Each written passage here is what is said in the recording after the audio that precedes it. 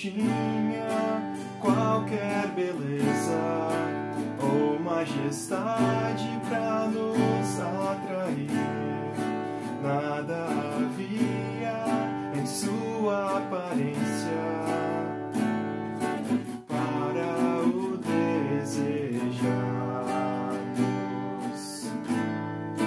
mas rejeitado dentre os homens, ainda assim carregou nossas dores. O seu castigo nos traz paz e a esperança não se esvai. A oferta pela culpa ele ofereceu para satisfazer o Criador. Ele morreu para que a sua luz em nós pudesse brilhar. O Filho do amor se entregou em nosso lugar.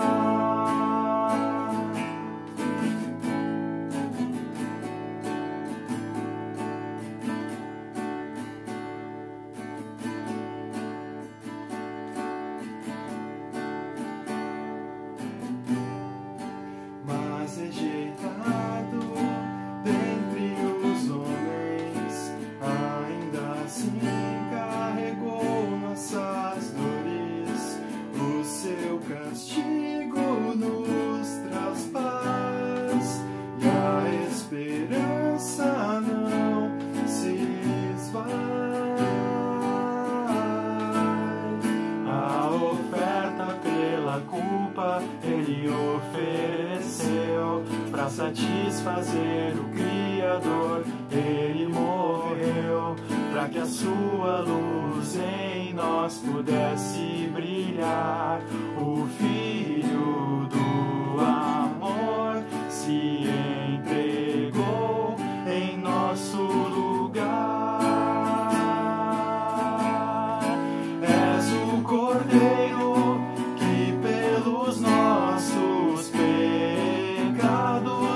foi esmagado, sem dizer uma só palavra, se entregou aos cravos, derramou sua vida até a morte, provando a ira amarga pra nos dar sua doce graça e nos fazer viver.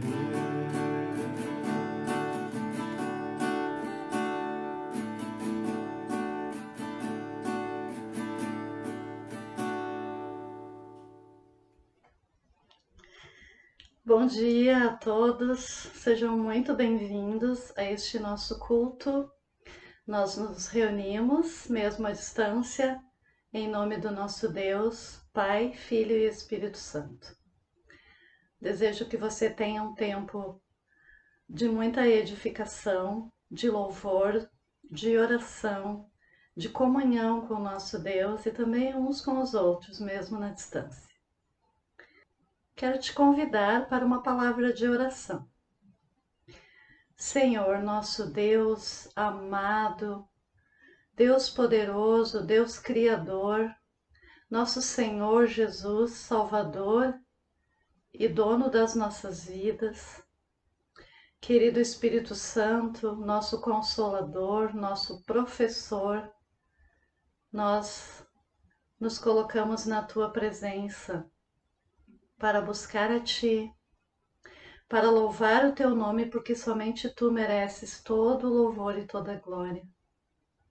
Para buscar a Tua palavra, buscar nela o conhecimento e a orientação para a nossa vida.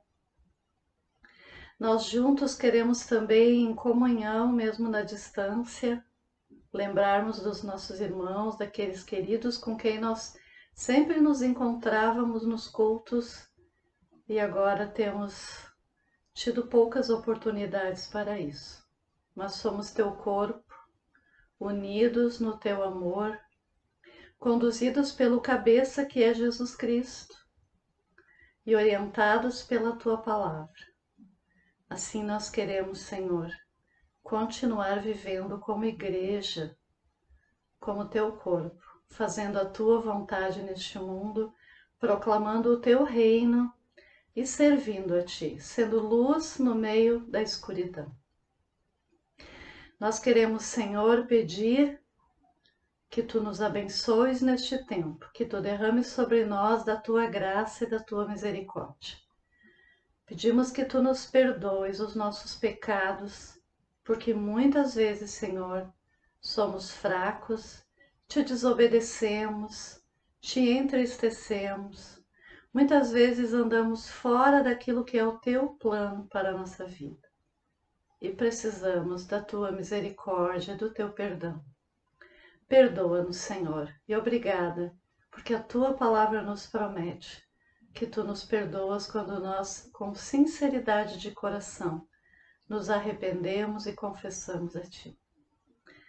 Fica conosco, Senhor. Toca nosso coração naquilo que cada um de nós precisa ouvir nesse momento. Em nome de Jesus. Amém.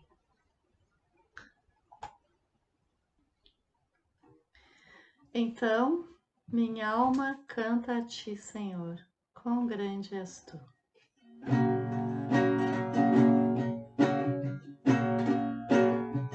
Senhor meu Deus, quando eu maravilhado contemplo a tua imensa criação, a terra e o mar e o céu todo estrelado, me vem falar da tua perfeição.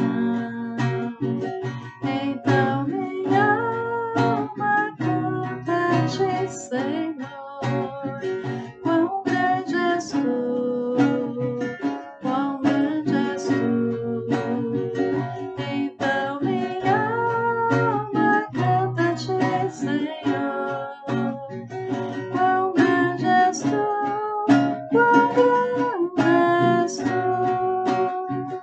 E quando eu penso quanto Deus me ama, em meu lugar na cruz Jesus sofreu.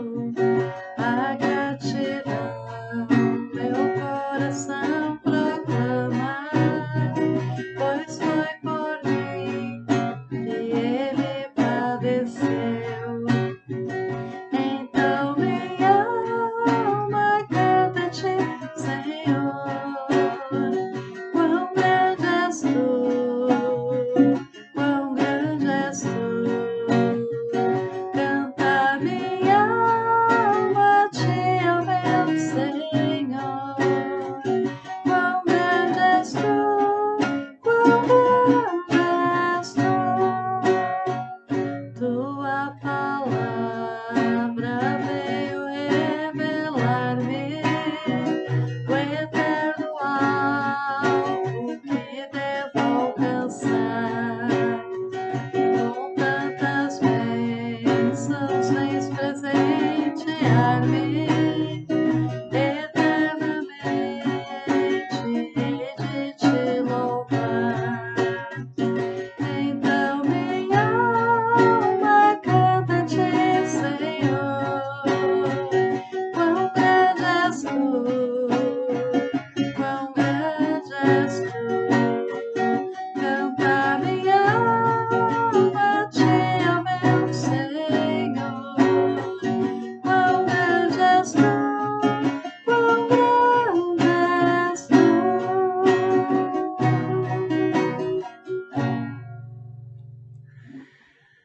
Deus é grande. Nós hoje vamos dar sequência ao nosso tema sobre Elias. Já vimos algumas coisas interessantes sobre este homem que viveu numa época de crise nacional e que foi o portador de más notícias para o rei, um dos piores reis ou o pior rei da história de Israel. Elias passa por muitas situações complicadas. Se você não assistiu as primeiras partes, procure no nosso canal do YouTube e assista, para que você veja como foi a caminhada desse homem chamado por Deus, escolhido por Deus para cumprir uma missão. E a história dele se encontra em 1 Reis, capítulo 17. E hoje nós vamos dar sequência a essa história, lendo no capítulo 18, versículos 16 em diante.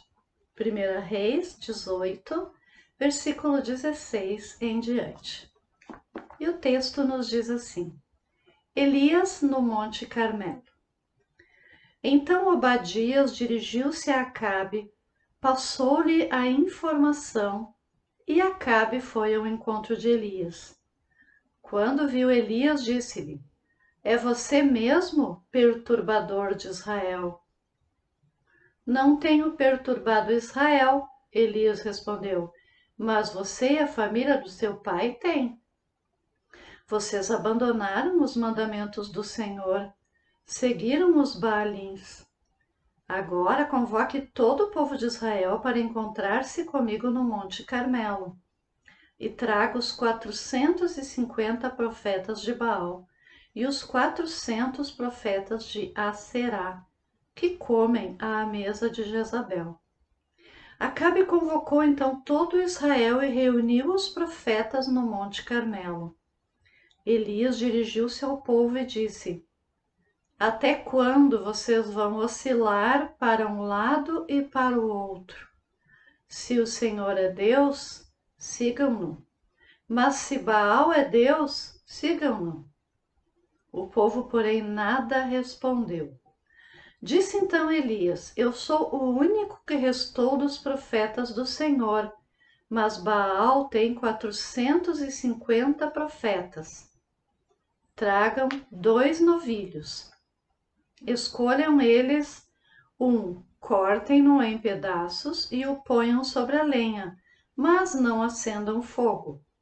Eu prepararei o outro novilho e o colocarei sobre a lenha, e também não acenderei fogo nela.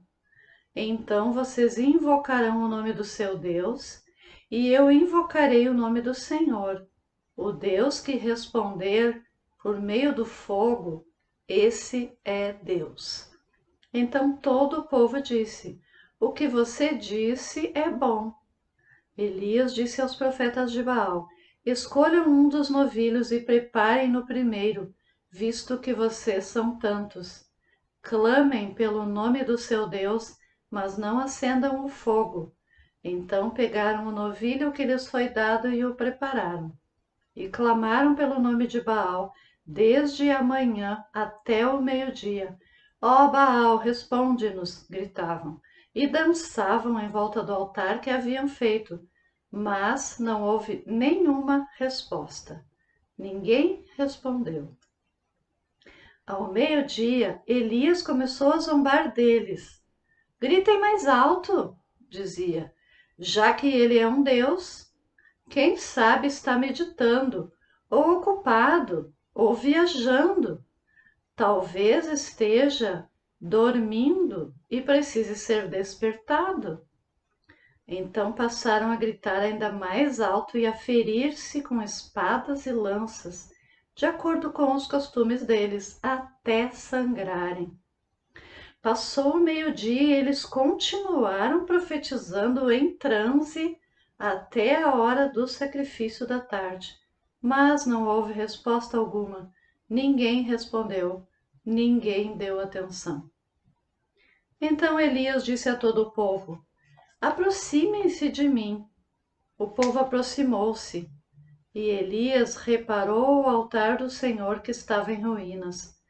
Depois apanhou 12 pedras, uma para cada tribo dos descendentes de Jacó, a quem a palavra do Senhor tinha sido dirigida, dizendo-lhes: Seu nome será Israel. Com as pedras construiu um altar em honra ao nome do Senhor e cavou ao redor do altar uma valeta na qual poderiam ser semeadas 2 medidas de sementes. Depois arrumou a lenha, cortou o novilho em pedaços e o pôs sobre a lenha. Então lhes disse: encham de água 4 jarras grandes e derramem-na sobre o holocausto e sobre a lenha. Façam-no novamente, disse, e eles o fizeram de novo. Façam-no pela 3ª vez, ordenou, e eles o fizeram pela 3ª vez. A água escorria do altar, chegando a encher a valeta.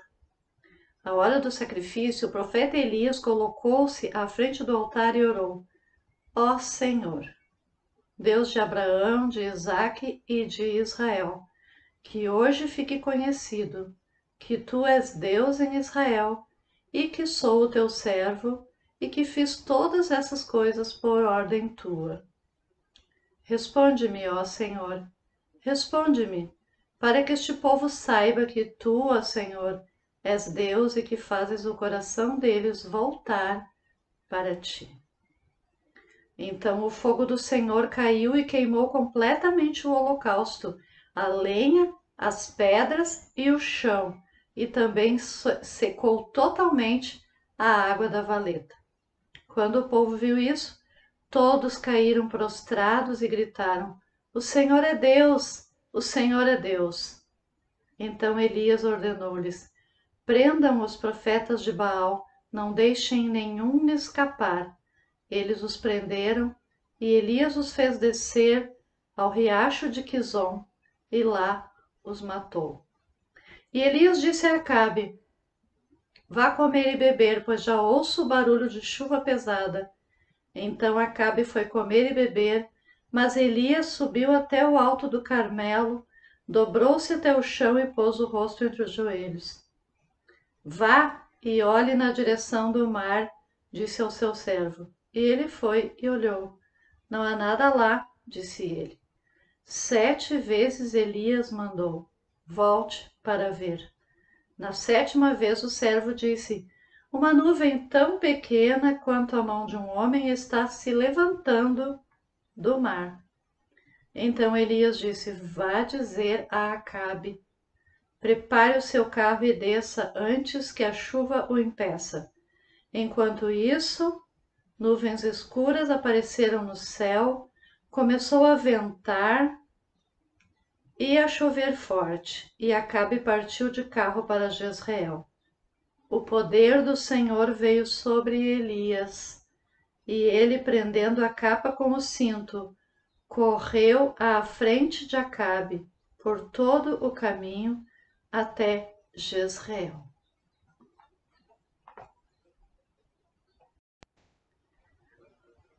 Na sequência da história de Elias, nós vemos que o rei Acabe pede que Obadias vá procurar por Elias. E quando encontrá-lo, diga a ele que o rei quer falar com ele. Acabe vai ao encontro de Elias, conforme diz no versículo 16. E quando eles se encontram, o rei Acabe chama Elias de perturbador de Israel.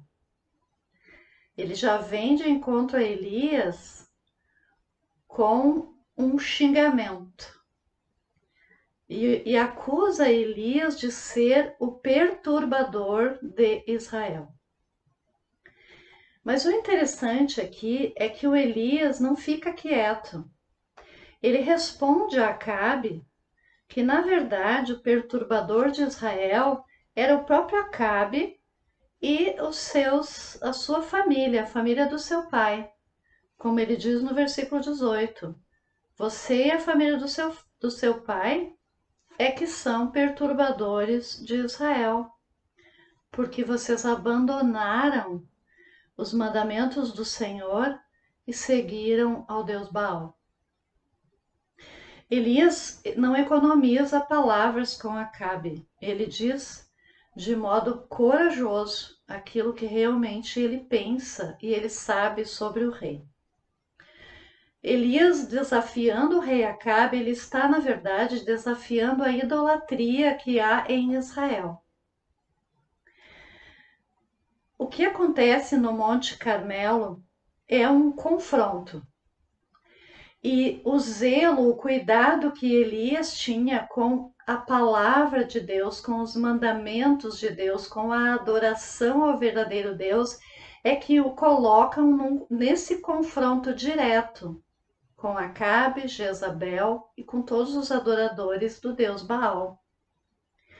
E quando Elias está diante do povo, ele lança um desafio muito grande. Como nós vemos no versículo 21, ele se dirige ao povo e diz: Até quando vocês vão oscilar para um lado e para o outro? Se o Senhor é Deus, sigam-no, mas se é Baal, sigam-no. Acontece então, no Monte Carmelo, um desafio, um confronto. E o que coloca Elias diante desse confronto é o zelo que ele tem pelas questões de Deus, pela palavra de Deus, pelos mandamentos de Deus, pela verdadeira adoração ao verdadeiro Deus. Muitas vezes, quando nós não queremos entrar em confronto com ninguém, nós deixamos de ser zelosos por aquilo que nós acreditamos. Hoje em dia, por exemplo, nós vemos muitos dos nossos valores que foram tão importantes para nós serem jogados por terra. E nós, para não entrarmos em confronto com outras pessoas, muitas vezes nós deixamos de ser zelosos com aquilo que é importante. Nós precisamos aprender com Elias que todo zelo exige de nós algum confronto com outras pessoas. O zelo é que faz com que nós tenhamos a coragem e a ousadia, se preciso, de confrontar outras pessoas. Elias tem um zelo tremendo pelas coisas do Senhor. E ele chega diante do povo e lança um desafio a eles. Ora, vocês não podem ficar em cima do muro. Vocês precisam tomar uma decisão. Ou vocês seguem a Deus, ou vocês seguem a Baal. Vocês precisam tomar uma decisão. E isso é uma coisa importante para nós. Você sabia que toda vez que nós não tomamos uma decisão, que nós ficamos em cima do muro, nós adoecemos? Porque nos faz mal não tomar decisões na vida. Às vezes nós passamos anos da nossa vida em cima do muro. Não sabemos se queremos ir para lá ou para cá. E isso nos faz mal. Nós precisamos tomar decisões na vida e sair de cima do muro. Foi isso o que Elias disse ao povo. E ele se encoraja a fazer esse desafio ao povo porque ele vem de uma situação do deserto, de sede, de fome, de tantas lutas. Ele está cansado, ele quer agora que o povo tome uma decisão de uma vez por todas. E ele coloca uma escolha muito clara diante do povo. Ele quer criar um contraste aqui entre a adoração ao Baal e a adoração ao Deus verdadeiro. Ele quer deixar bem claro que não dá para adorar aos dois. Coração dividido não pode estar na presença do Senhor. Deus quer o nosso coração, a nossa lealdade toda para Ele. Um coração dividido não é a morada de Deus. Deus habita naquele coração que é totalmente dele. Então, se você está dividindo o seu coração, a sua devoção, o seu tempo, o seu servir, o seu amor entre Deus e outra coisa, saiba que Deus não fará morada no teu coração, enquanto tu não decidires que é Ele e só dele a tua vida, a tua fé, a tua devoção, a tua adoração. Isso é muito importante. O povo ficou em silêncio. O povo não tinha uma resposta a dar. Por que será? Eles não tinham convicção de nada, por isso eles não responderam quando Elias perguntou. E havia ali duas opiniões. entre aquelas pessoas que estavam ali ouvindo. Não era apenas os profetas de Baal já haviam se decidido que adorariam a Baal. Quem estava no meio do caminho, em cima do muro, era o povo, que horas pendia para Baal, horas voltava para Deus. E viver numa situação assim é muito difícil. Eles acabaram se tornando um povo politeísta, porque eles tinham vários deuses. E nós cremos em um único Deus. Nós somos monoteístas. Nós só temos um Deus. E a palavra de Deus é muito clara quando diz: nós não podemos servir a dois senhores, porque ou desprezaremos a um ou desprezaremos ao outro. Impossível servir a dois senhores. Então, quando Elias pede que o povo faça uma escolha, o povo não diz nada, ele se cala. E muitas vezes é assim na nossa vida. Muitas vezes, quando nós ouvimos um desafio, quando nós ouvimos um convite, quando nós ouvimos um chamado de Deus, nós nos calamos.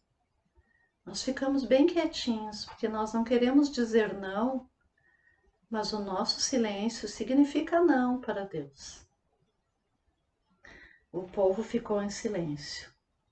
Eles não revelaram. Não queriam revelar pela fala o que estavam pensando e sentindo, mas pelo seu silêncio eles revelaram o que estava no seu coração.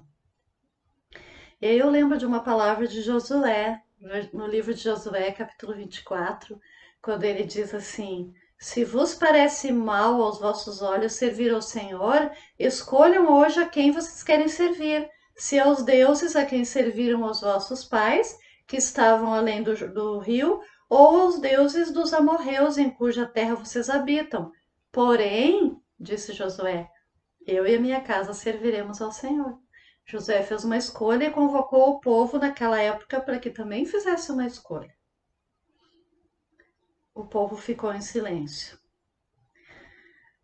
Por que as pessoas hesitam entre dois caminhos? Muitas vezes nós sabemos que a vida com Deus é muito boa, mas nós também não queremos abrir mão de alguns prazeres que a vida oferece, que o mundo oferece e que não agradam a Deus. Muitas pessoas não querem abrir mão dos prazeres que o mundo oferece. Quando eu falo isso, eu falo daquelas coisas que desagradam ao Senhor, porque não dá para viver uma vida dupla. Ou nós andamos com o Senhor, ou nós andamos sem o Senhor. Ou nós estamos na luz, com a presença de Jesus, ou nós estamos na escuridão, sem a presença de Jesus. Não existe um meio termo. E muitas vezes nós não queremos largar aquilo que nos é querido, aquilo que nós gostamos. E eles não queriam largar os seus ídolos. Eles não queriam deixar de adorar outros ídolos. Eles tinham dúvida. Ah, mas se eu deixar de adorar esse ídolo, pode ser que ele estava me abençoando e ele pare de me abençoar, eu vou ter problemas. Se eu não orar mais a essa imagem, talvez eu me torne uma pessoa com problemas, com doenças, com muitas coisas, porque eu não vou estar pedindo para a imagem tudo aquilo que eu pedi minha vida toda. Se eu optar em só orar para Deus, talvez eu fique desfavorecido. Mas quando nós pensamos assim, é porque nós não cremos que Deus é o único e verdadeiro Deus. Porque se eu sei que Ele é o único e verdadeiro Deus, eu não preciso dirigir as minhas orações a ninguém mais, apenas a Ele, Deus, Pai, Filho e Espírito Santo. Eu não preciso orar a ninguém e a nada mais. Então, Elias, ele está aqui diante do povo e o povo está ali com o coração dividido. É um momento decisivo para a história de Israel. É um momento em que eles podem voltar para Deus. Eles estavam vivendo um sincretismo religioso, muito parecido com o que a gente vive hoje. Porque hoje nós ouvimos muitas vezes, né, que existe um Deus, mas que eu também posso fazer algum tipo de meditação especial. Eu posso me conectar com o universo, com o bem dentro de mim. Eu posso buscar a minha paz em outras coisas. Isso é sincretismo religioso. Nós temos um Deus, nós podemos falar com Ele, nós podemos meditar na palavra dEle, nós podemos nos aquietar na presença dEle e nós não precisamos de nenhum auxílio mais para essa conexão com o nosso Deus. O único caminho que nos leva a Deus é Jesus Cristo e o seu ato salvador na cruz. Nada mais. E o sincretismo nos ensina que nós podemos unir o que há das outras religiões, das outras crenças, e podemos buscar uma paz interior e um caminho iluminado. A palavra de Deus não diz nada disso. A palavra de Deus nos diz que existe um Deus e com Ele, em obediência a Ele, nós vivemos e ali nós encontramos a paz. Há um versículo no Salmo 135 que confirma o que Elias pensa. Os ídolos das nações são prata e ouro, obra das mãos dos homens.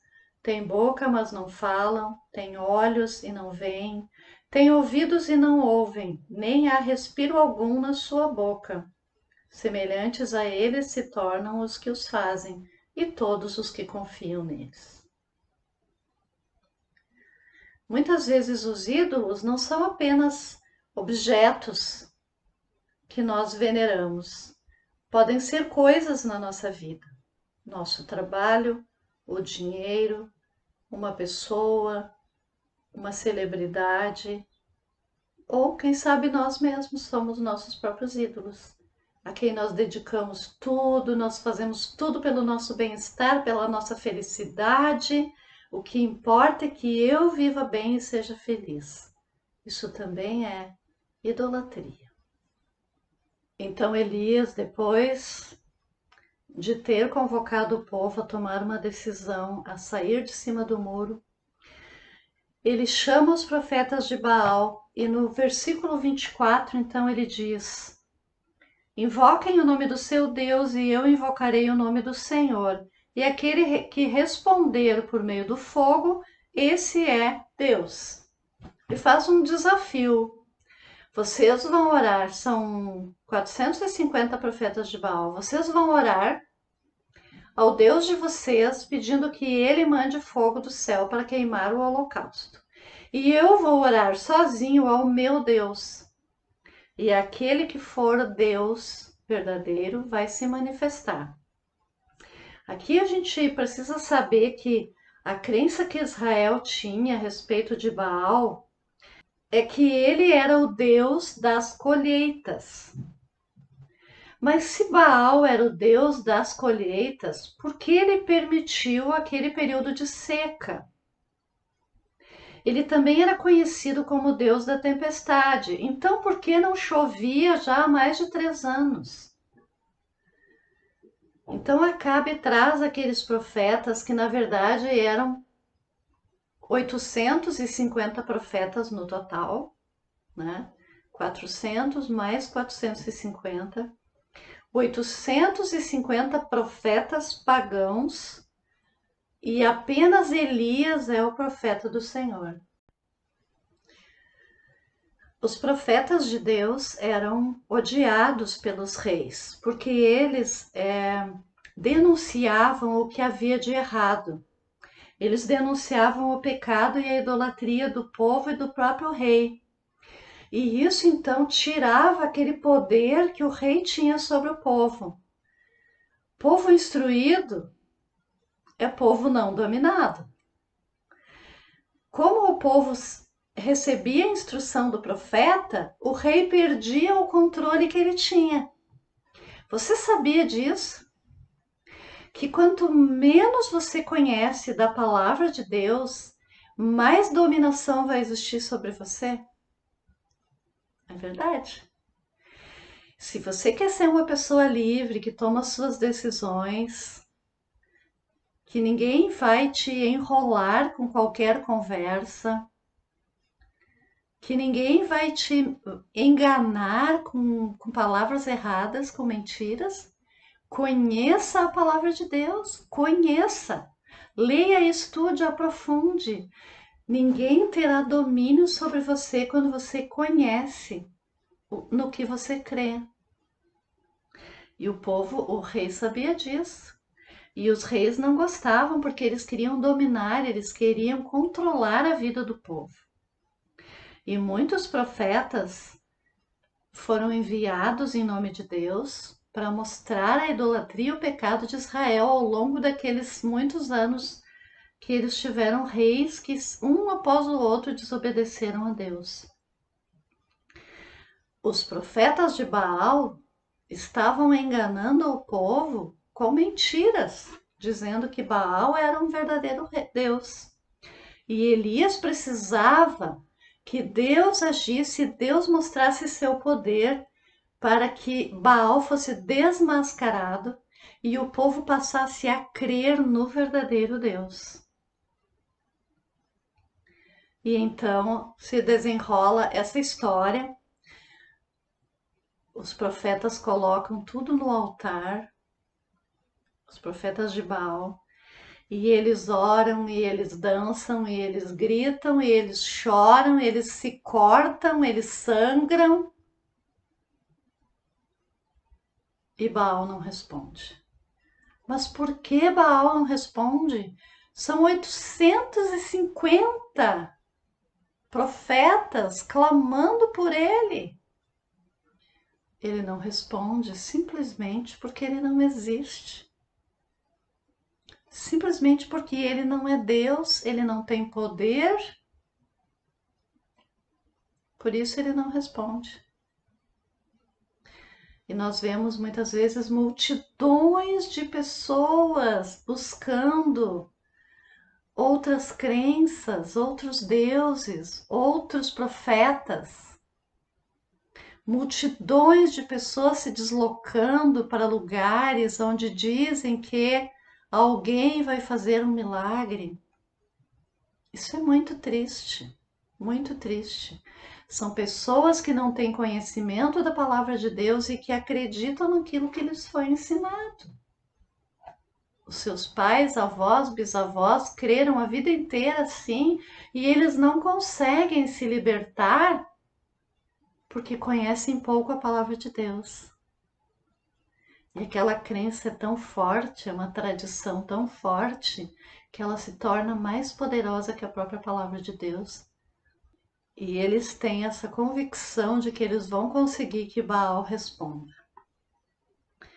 E Elias sabe que Baal não vai responder e que apenas o Deus verdadeiro vai responder.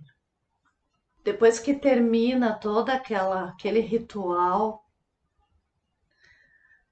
dos adoradores de Baal, Elias então se aproxima do altar e ele vê que o altar está destruído. De tanta força que eles fizeram no clamor ao Deus Baal, o altar se destruiu. E Elias então repara o altar, ele conserta o altar. Por que ele conserta o altar? Porque o nosso Deus é tão maravilhoso que nós não podemos chegar diante dele num altar consagrado a outros ídolos. Ele junta 12 pedras representando as 12 tribos de Israel. E aqui a gente tem mais um detalhe importante. Vocês lembram, eu falei bem no início dessas pregações sobre Elias, que o reino estava dividido, 10 tribos estavam de um lado e 2 do outro.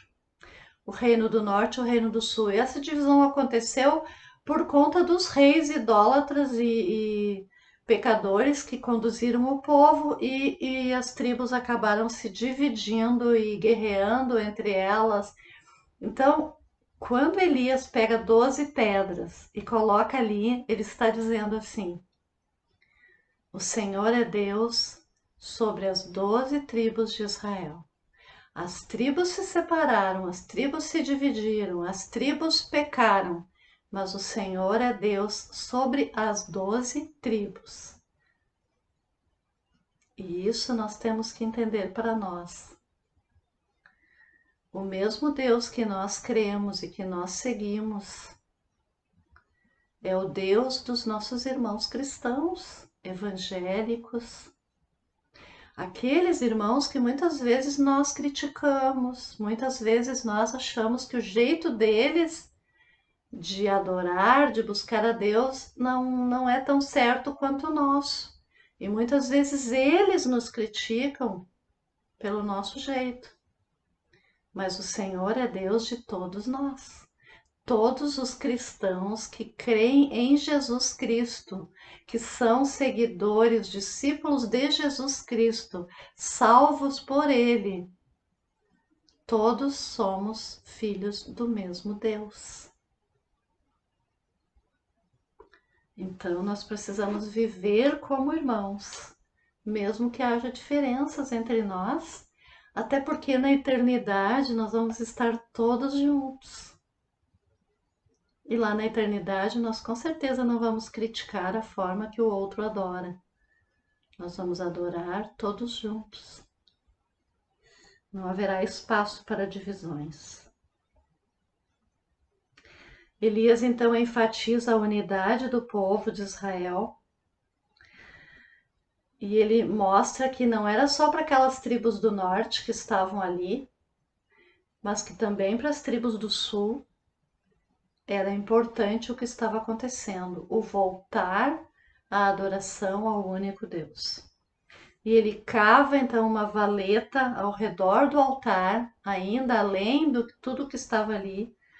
Ele divide o bezerro, ele coloca sobre a lenha e ele pede que derramem ali 12 jarros de água sobre aquele altar. O altar antes não foi encharcado. O altar não tinha uma vala ao redor. Agora Elias faz tudo isso. Ele molha tudo, a lenha, a carne, e ainda enche aquela valeta de água ao redor, totalmente encharcado.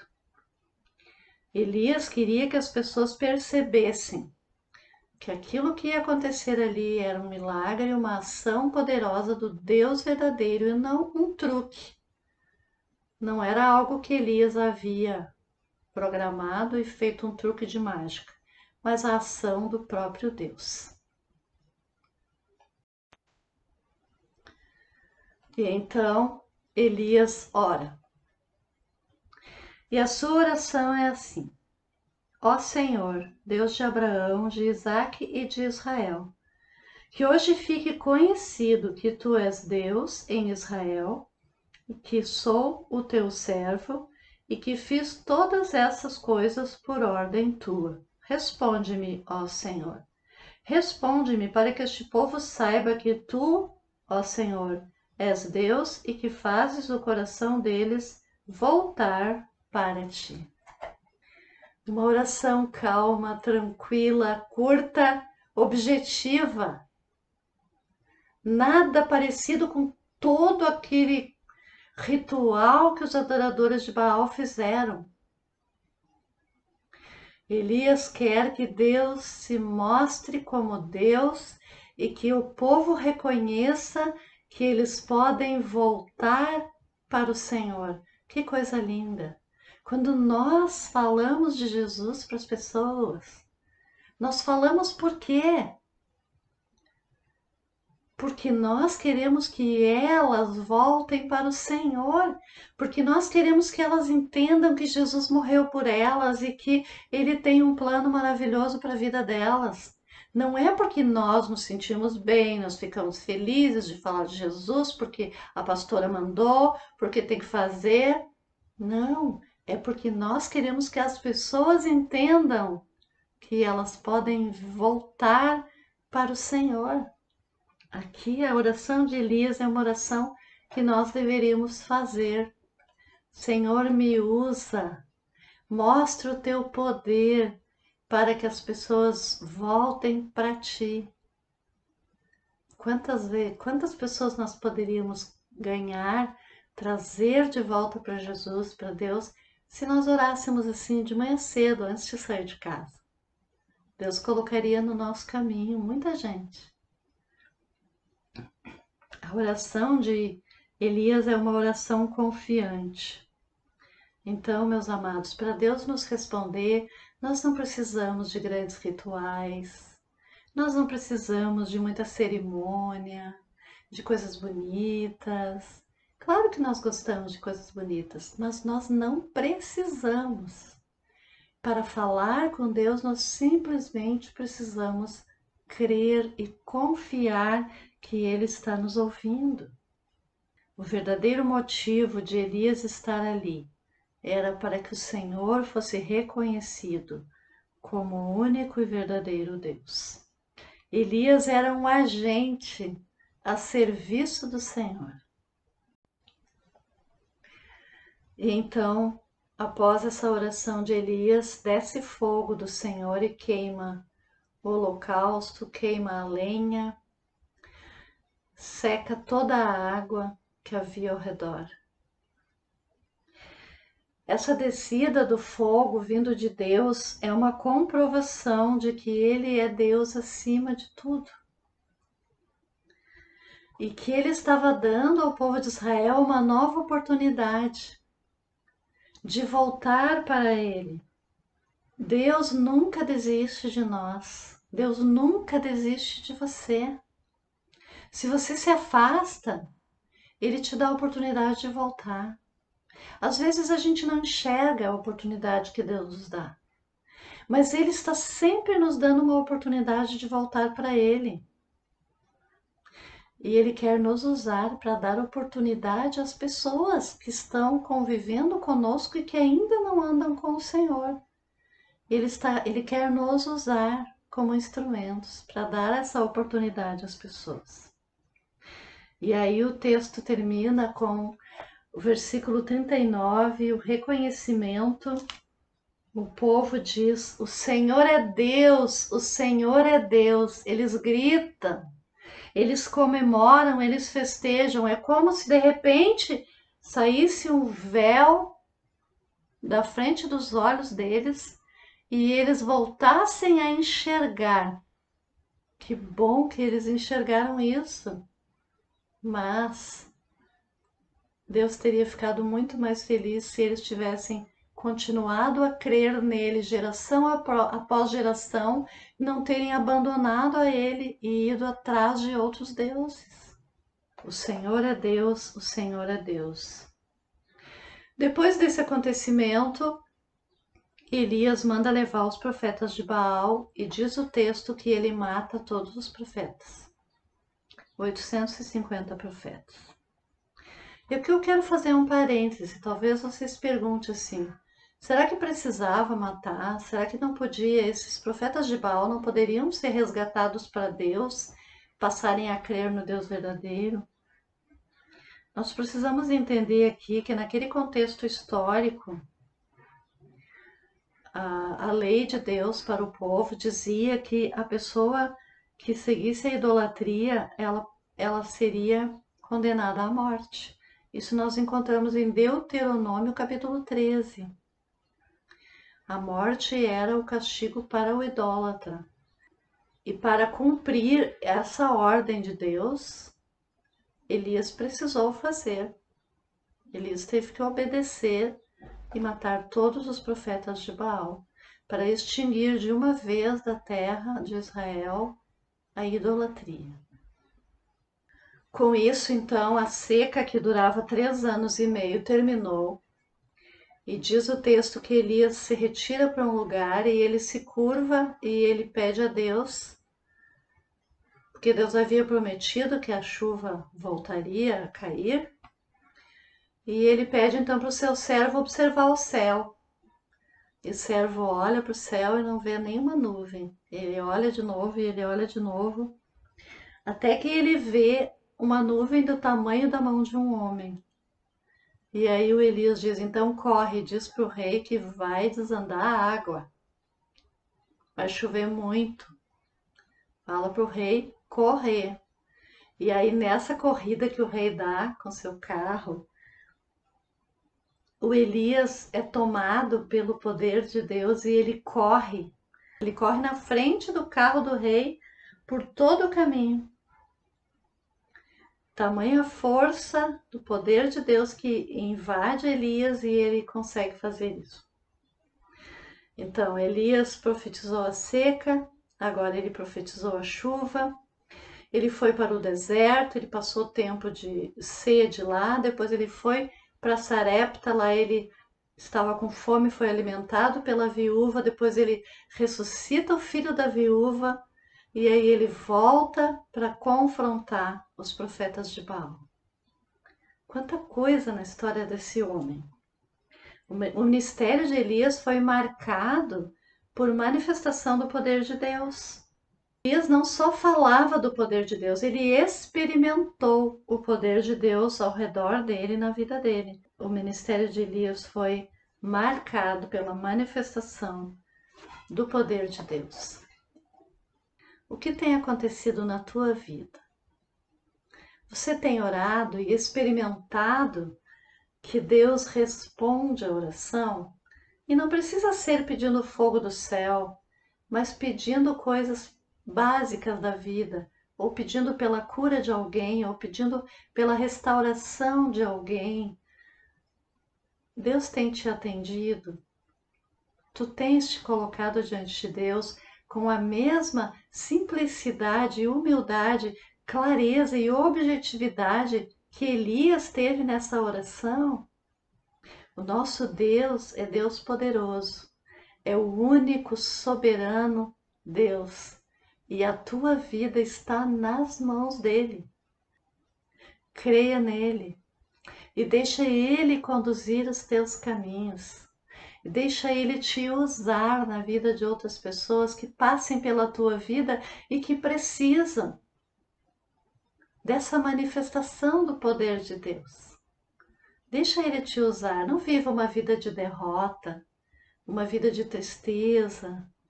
Viva uma vida ancorada no poder de Deus. Não é o poder nosso, nós não podemos nada. Mas Deus tem poder. E Ele nos ama. E Ele tem planos para a nossa vida. E nós ainda vamos ver mais alguma coisa sobre Elias. Enquanto isso, coloca a tua vida no altar do Senhor. E te entrega totalmente a Ele. E deixa Ele agir em ti. Que Deus te abençoe e que também tu possas ser uma bênção para outras pessoas. Amém.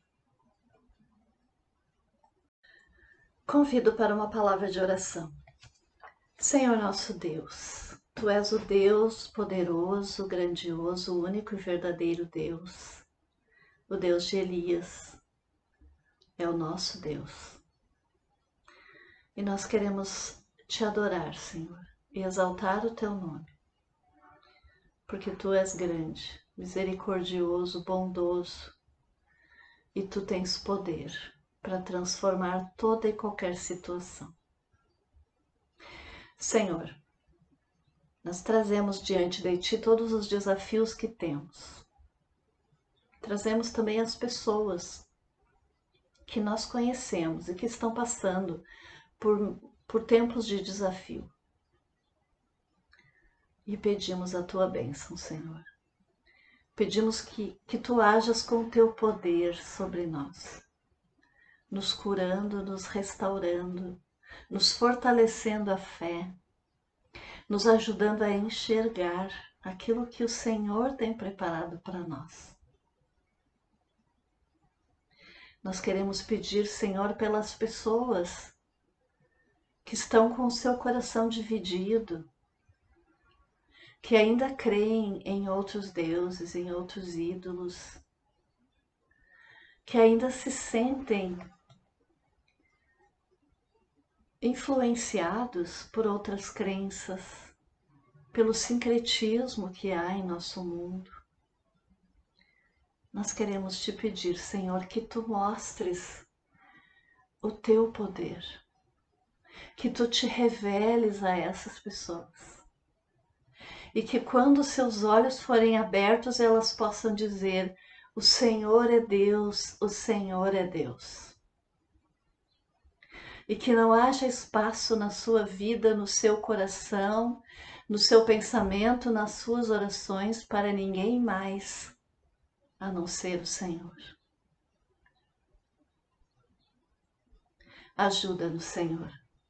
Trabalha em nossa vida como tu trabalhaste na vida de Elias. E nos chama, nos envia e nos usa na tua obra. Em nome de Jesus. Amém. Pelas dores deste mundo, ó Senhor, imploramos piedade. Há um só tempo, geme a criação. Teus ouvidos se inclinem ao clamor desta gente oprimida. Apressa-te com tua salvação, a tua paz, bendita emanada com a justiça, abraça o mundo inteiro, tem compaixão, o teu poder sustente o testemunho do teu povo. Teu reino venha a nós, que eleição.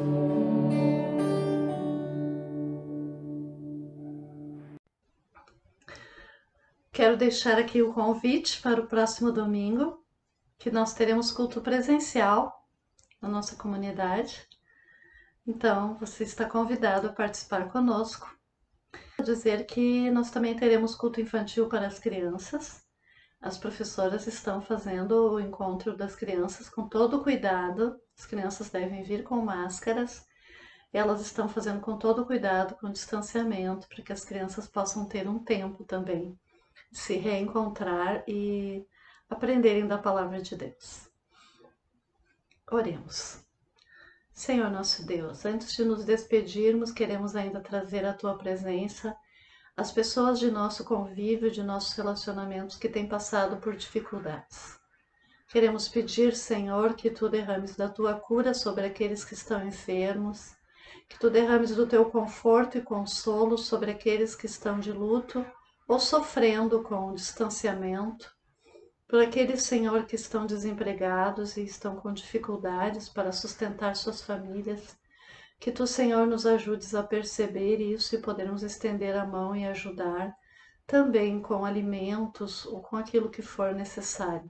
Pedimos pela nossa comunidade, por todas as comunidades, por todas as igrejas. Pedimos, Senhor, por todos aqueles que pregam a tua palavra, que ensinam. Que tu, Senhor, fortaleças a nossa fé. Não permita que nós desanimemos no nosso caminhar. Ajuda-nos a seguir confiantes que tu estás conosco. Nós entregamos tudo nas tuas mãos e juntos queremos ainda orar a oração que o teu Filho Jesus nos ensinou. Pai nosso que estás no céu, santificado seja o teu nome. Venha o teu reino, seja feita a tua vontade, assim na terra como no céu. O pão nosso de cada dia nos dá hoje. E perdoa-nos as nossas dívidas, assim como nós também perdoamos aos nossos devedores. E não nos deixes cair em tentação, mas livra-nos do mal, pois teu é o reino, o poder e a glória para sempre. Amém. Que o Senhor Deus, único Deus verdadeiro e poderoso, te abençoe e te guarde.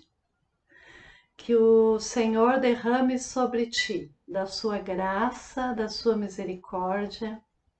Que o Senhor levante sobre ti o seu rosto e te dê a paz que tu precisas para viver. Que o Senhor te sustente e te leve pela mão pelos seus caminhos. Amém. Que Deus abençoe a cada um. Tenha um ótimo domingo, uma semana abençoada e até o nosso próximo culto. Um abraço. Daqueles que estão à minha frente, cuida bem, Senhor. Daqueles que me seguem no caminho, cuida bem, Senhor.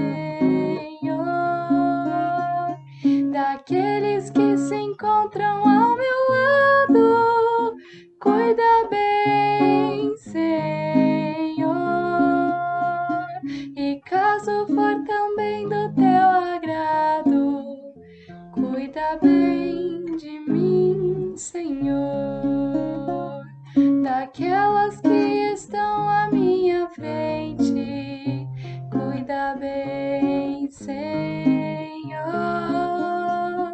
Daquelas que me seguem no caminho, cuida bem, Senhor.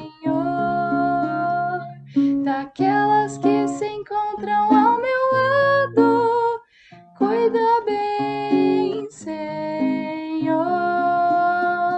E caso for também do teu agrado, cuida bem de mim, Senhor. E caso for também do teu agrado,